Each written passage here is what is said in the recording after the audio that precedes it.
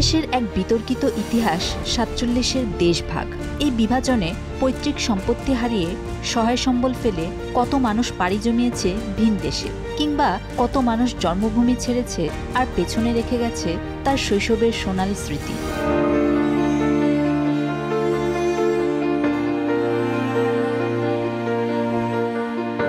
দেশভাগের সময় বেশ কিছু বিতর্কিত অঞ্চলের মধ্যে করিমগঞ্জ অন্যতম। করিমগঞ্জ বর্তমান ভারতের আসাম রাজ্যের একটি জেলা। এ জেলায় বসবাসকারী জনগোষ্ঠীর প্রায় ৮৭% মানুষ বাংলাভাষী। অন্যদিকে হিন্দিভাষী জনগোষ্ঠী মাত্র ৫.৭%। এছাড়া এ জেলায় বসবাসকারী জনগণের মধ্যে ইসলাম ধর্মাবলম্বী রয়েছে প্রায় ৫৭%। অন্যদিকে হিন্দু ধর্মাবলম্বী ৪২%। দেশভাগের সময় মুসলিম ধর্মাবলম্বীর সংখ্যা আরও বেশি ছিল। বাংলা সাহিত্যের অন্যতম ঔপন্যাসিক সৈয়দ মুজতবা আলীর জন্ম এই জেলাতে। কিন্তু এই অঞ্চলটি কিভাবে ভারতের অন্তর্ভুক্ত হল?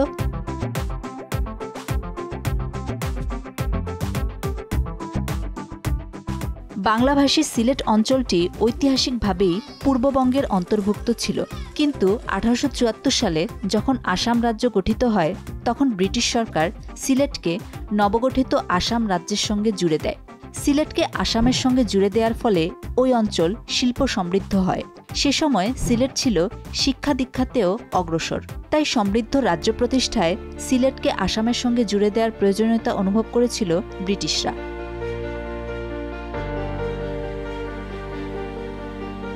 ১৯০৫ সালে যখন বঙ্গভঙ্গ কার্যকর করা হয় তখন আসামকে পূর্ব বাংলার সঙ্গে জুড়ে দেওয়ার মাধ্যমে সিলেট পুনরায় বাংলার অংশ হয়ে ওঠে।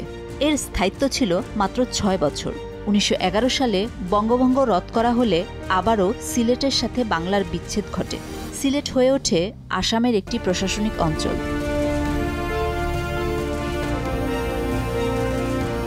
ব্রিটিশরা উপমহাদেশ ত্যাগ করার সময় ধর্মের ভিত্তিতে ভারত ও পাকিস্তান নামে দুটি নতুন দেশে বিভক্ত করে স্বাধীনতা দেয়।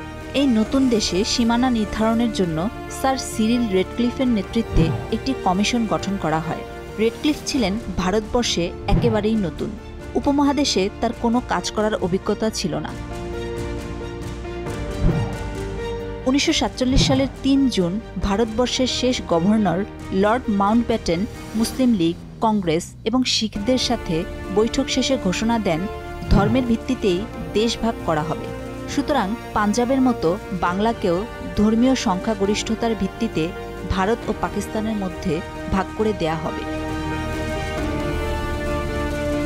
ধর্মের ভিত্তিতে রাষ্ট্র বিভাজনের যে রূপরেখা প্রণয়ন করা হয় তাতে আসাম রাজ্যটি যাবে ভারতের অধীনে। তবে আসামের একটিমাত্র জেলা সিলেট নিয়ে বিভেদ দেখা দেয়, যদিও তখন সিলেটের সংখ্যাগরিষ্ঠ ধর্মাবলম্বী ছিল মুসলিম। অবশেষে ৩ জুলাই লর্ড মাউন্টব্যাটেন ঘোষণা দিলেন আসামের গভর্নর জেনারেলের তত্ত্বাবধানে সিলেটে গণভোট অনুষ্ঠিত হবে। ফলে সিলেটের মানুষ কোন দেশের সাথে থাকতে চায় সেই সিদ্ধান্ত নিজেরাই নেয়ার সুযোগ পাবে। ১৯৪৭ সালের ৬ ও ৭ জুলাই ভোটগ্রহণ চলে। সিলেটের সুনামগঞ্জ, করিমগঞ্জ, মৌলভীবাজার এবং হবিগঞ্জ মিলে অনুষ্ঠিত এই নির্বাচনে প্রায় ৭৭% মানুষ অংশগ্রহণ করে। ব্যালট পেপারে পাকিস্তানের সঙ্গে থাকার রায় দেন সিলেটবাসী। ফলে সিলেটের পূর্ব পাকিস্তানের সাথে অন্তর্ভুক্তিতে কোনো বাধা থাকল না। কিন্তু ১২ আগস্ট যখন রেডক্লিফ লাইন প্রকাশিত হয় তখন হতাশ ও বিক্ষুব্ধ হয় মুসলিম লীগ এবং পূর্ব বাংলার নেতৃবৃন্দ। কেননা রেডক্লিফ লাইনে করিমগঞ্জ সহ সিলেটের ৩.৫ থানাকে ভারতের সাথে অন্তর্ভুক্ত করা হয়। গণভোটে নিরঙ্কুশ মুসলিম সংখ্যাগরিষ্ঠতা অর্জন করা সত্ত্বেও করিমগঞ্জ কেন ভারতের অন্তর্ভুক্ত হল তা আজও বিতর্কিত বিষয়। এটা ঘটেছিল রেডক্লিফের বদৌলতে। ভারতীয় নেতৃবৃন্দের সাথে ষড়যন্ত্রে এ কারসাজি করেন রেডক্লিফ, এমন ধারণাও প্রচলিত রয়েছে। বিতর্কিত রেডক্লিফ লাইন অনুযায়ী ১৪ আগস্ট পাকিস্তান এবং ১৫ আগস্ট ভারত নামে দুটি দেশ স্বাধীনতা লাভ করে। সে সময় করিমগঞ্জ মহকুমার এসডিপিও ছিলেন এম এ হক, যিনি পরবর্তীতে বাংলাদেশ সরকারের ভূমিমন্ত্রী হিসেবে দায়িত্ব পালন করেন। এম এ হক দেশভাগের পর ১ সপ্তাহ পর্যন্ত করিমগঞ্জকে পূর্ব পাকিস্তানের অন্তর্ভুক্ত রাখতে সক্ষম হয়েছিলেন। ১৪ আগস্ট থেকে নিয়মিত করিমগঞ্জ মহকুমা পুলিশ কার্যালয়ে পাকিস্তানের পতাকা উত্তোলন করতেন এবং সিলেট জেলা ম্যাজিস্ট্রেটের কাছে ঘন ঘন তার বার্তা পাঠাতে থাকেন সামরিক সাহায্যের জন্য, কিন্তু প্রতিদিন বার্তা পাঠানো সত্ত্বেও সাহায্য আসে না। এভাবে 7 দিন কেটে যায়। ভারতীয় বাহিনী চলে আসে করিমগঞ্জ শহরে।